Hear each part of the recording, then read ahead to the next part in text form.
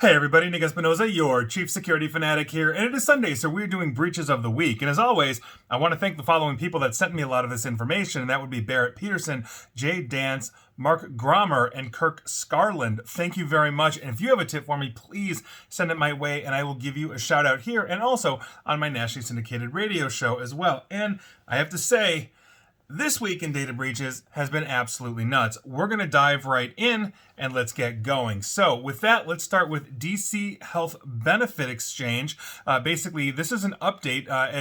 If you may recall, they got breached a few weeks ago, and this includes members of Congress, all that kind of stuff. We don't know what was happening, but now we've got some information because at least 17 current and former members of Congress had personal information exposed during the hack of the DC health insurance system, and that's according to a top Democrat investigating the matter. That number is expected to rise. In an interview with CBS, Representative Joe Morelli, a Democrat of New York, said that hundreds of congressional staff may also have suffered in this data breach with their personally identifiable information. Representative Morelli said, and I quote, "I think the number can and may grow. I don't know what the probability is, but we've only been able to look through some of the data that's gotten out," end quote. So obviously this is still an evolving situation. I will keep you up to date, but I do think more members of Congress and their families and their staff are going to be caught up in this. Moving on. Let's talk about Miami-based managed healthcare provider Independent Living Systems, or ILS. In a data breach notification filed with the Office of Maine's Attorney General, ILS disclosed 4,226,508 individuals being impacted. They basically were direct customers of ILS or ILS-covered entity subsidiaries, such as Florida Community Care, LLC, and HPMP of Florida, Inc., also operating as Florida Complete Care, or of any other ILS-covered health plan. Now, an unauthorized actor apparently gained access to their systems between June 30th and July 5th of last year. We're talking full names, dates of birth, address, driver's license, social security, state, taxpayer IDs, Medicare, Medicaid IDs, financial account information, medical diagnosis, admission and discharge information, mental and physical health information, treatment and prescription information, food delivery information, health insurance, billing, and claims information. So basically anything to do with ILS. There you go. Not fun. Moving on. Let's talk about Kroger. This is the basically the large supermarket chain here in the United States. Their Postal Prescription Services, or PPS, which is a part of Kroger, just notified 82,000 Kroger customers of a data breach that stemmed from an internal error resulting in improper sharing of patient names and email addresses. PPS is a full-service mail-order pharmacy owned by Kroger out of Portland, Oregon. Now, the names and email addresses were used to create Kroger grocery accounts, and this is according to the notice. Patients who created an online PPS account between July of 2014 through January of 2023, specifically January 13 of this year, were impacted. So heads up to you, PPS patients of Kroger's. Moving on. Let's talk about the produce giant Dole. This is actually an update. As you recall, a few weeks ago, I talked about their data breach, but they have now confirmed that threat actors behind their February ransomware attack have accessed the information on an undisclosed number of employees. Dole employs around 38,000 people worldwide. They obviously provide things like fresh fruits and vegetables to more than 75 countries. The company revealed that the last month's cyber attack directly impacted its employees' information, and this was learned because of the report they filed with the SEC. So heads up to you if you're a past or present employee of the Dole Food Corporation. Moving on, let's head on over to California and talk about Tri-Counties Bank in Chico. Now, they suffered a data breach during a cybersecurity incident that took place this past February, and that is apparently due to the ransomware gang known as Black Basta. Now, the group published photos of identity documents, including passports and driver's license, that it said it stole from the bank, but the total scope of the breach at this moment is unclear. They are aware of the alleged data breach, the bank is, and they are working with third-party specialists, et cetera, et cetera. So we'll see where that goes. But if you bank at Tri-Counties Bank in Chico, California, or any one of their locations around Chico, California, heads up to you. Moving on, a quick update on the Forta Go Anywhere MFT. If you are a follower of this podcast / video, you know every week I've been basically disclosing companies that have to disclose, and this week is no different. And this week is Procter & Gamble. Huge in the medical community. We'll see where that goes, but heads up to you, if you have anything to do with Procter & Gamble, they are caught up in the Florida Go Anywhere MFT breach. Moving on, let's head on down to Alabama and talk about Heart Hospital and their cardiovascular associates. Now, they announced an unauthorized individual gained access to parts of their network between November 28th through December 5th of last year and removed files containing patient information. We're talking full names, birth dates, address, social security, health insurance information, medical record numbers, dates of service, provider facility names, visits, procedures, diagnosis information, medical tests and results and images, billing and claims information, passport numbers, driver's license numbers, credit card information, and financial account information. Obviously, this varies from patient to patient, but heads up to you if you go to Heart Hospital or use Cardiovascular Associates, in Birmingham, Alabama. Moving on. Let's talk about Sunland Asphalt and Construction, because on May 17th, they filed a notice of breach with the Attorney General of Maine after learning that an unknown actor had gained access to part of the Sunland network that stored confidential information. What we are talking about here are names, dates of birth, financial account information, social security, passport, driver's license, payment card info, medical info, health insurance information, electronic signatures, and usernames and passwords. Seems like overwhelmingly it's probably going to be their employees. They began sending out letters of breach to those impacted. So heads up, Sunland Asphalt and Construction, customers and employees, you may be caught up in this. Moving on. Let's talk about Convergent Outsourcing, because also on March 17th, they filed a notice of breach with the Massachusetts Attorney General after learning that confidential consumer information in their possession was subject to unauthorized access. And so what we're talking about are names, social security numbers, and financial account information. They've sent out letters to impacted basically entities as well. So heads up, Convergent Outsourcing, employees and customers. Moving on, let's talk about the Texas Medical Liability Trust. On March 6th, they filed a notice with the Attorney General of their state after learning that confidential consumer information entrusted to them was leaked. And we are talking about names, social security numbers, driver's license, financial account information, protected health information, and more. They've also sent out letters. So heads up to you, Texas Medical Liability Trust customers. And moving on, let's talk about the Kids Tech Camp known as ID Tech. You can send your kids there and they'll learn all about tech and coding, all that kind of stuff. Parents are still looking for answers weeks after criminal hackers stole the personal data of thousands of users from this coding camp for kids.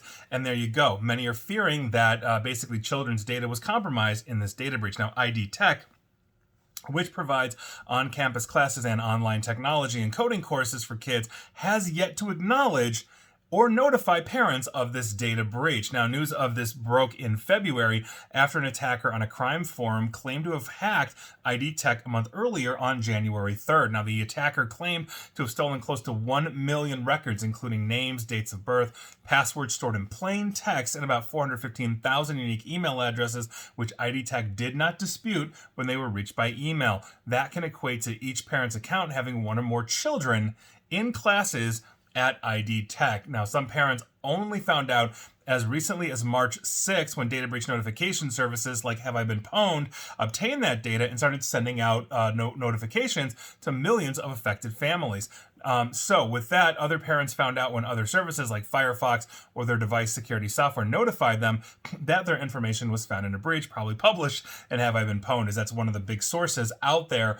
And that's basically how you not do data breaches. If you're not being transparent with your customers will leave. This is a bad day for ID Tech, and I think it's in part their fault, not just because of the breach, but because how they're handling it and not being transparent. Not cool, guys. Moving on. Let's talk about Dutch marine transport company Royal Dirksvager.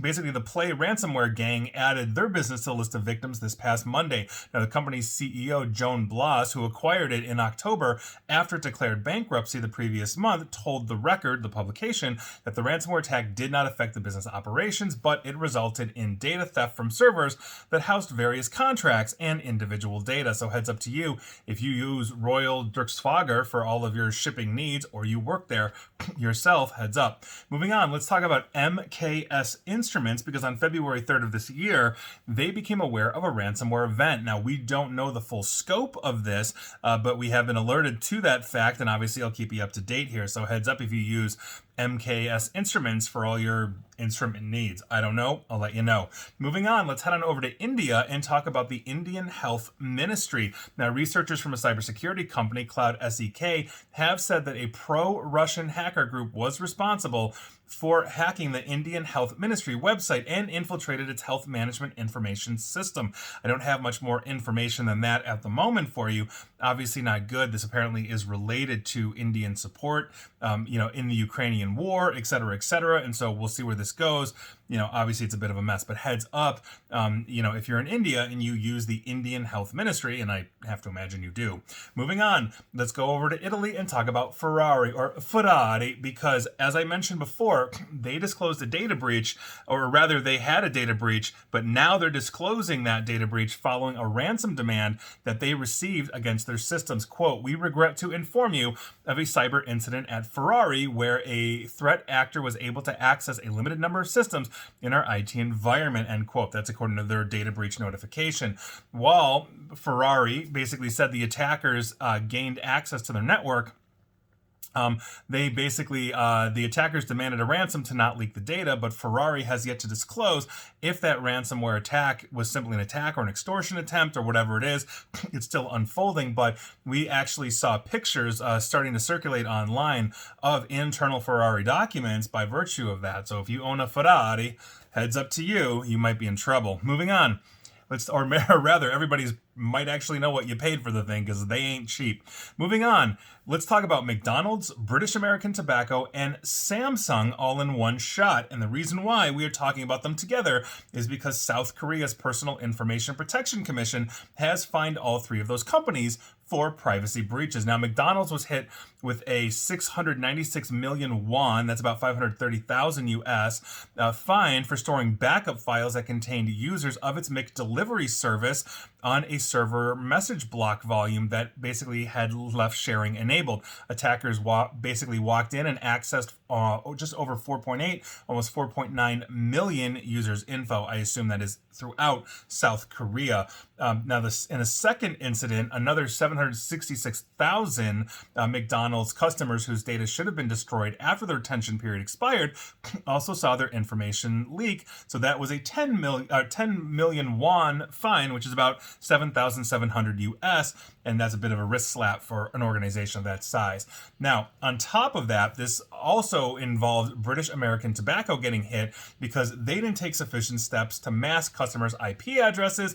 Therefore, you have 1,540 customers and 40 million won in fines, which should be about 30,000 US. Samsung Securities, part of Samsung, the Samsung, apparently did a bad job at securing a web server, and an error that saw basically data describing 48,122 users leaked out. That data was visible for a month, earning them a 100 million won fine, which is about 77,000 US or so. The commission also fined local outfits iMarket, JK Club, and Kara for leaking customer information, and this is why you should have good security. So heads up to you if you're using McDonald's, British American Tobacco, or Samsung Securities in South Korea.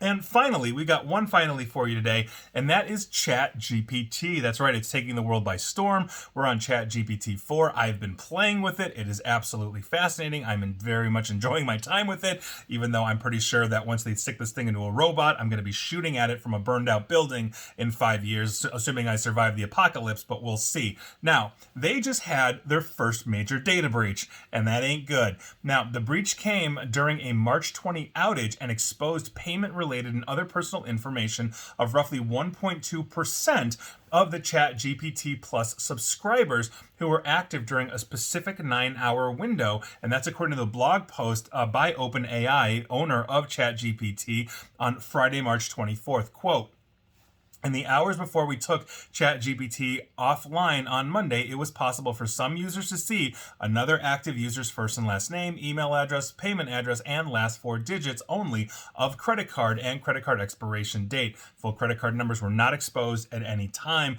according to OpenAI, again, maker and owner of ChatGPT. And when you've got something that is that popular, that is taking the world by storm, where they've got something like 1 billion users a day now, some crazy high number, it may not be that high, but it's getting up there, these things are obviously very serious because 1.2% could be potentially millions and millions of people. So we'll see where this goes. Obviously, that's a huge thing, but thus far I've enjoyed ChatGPT. I've not been alerted. I was one of the 1.2%, even though I do have a paid account with them.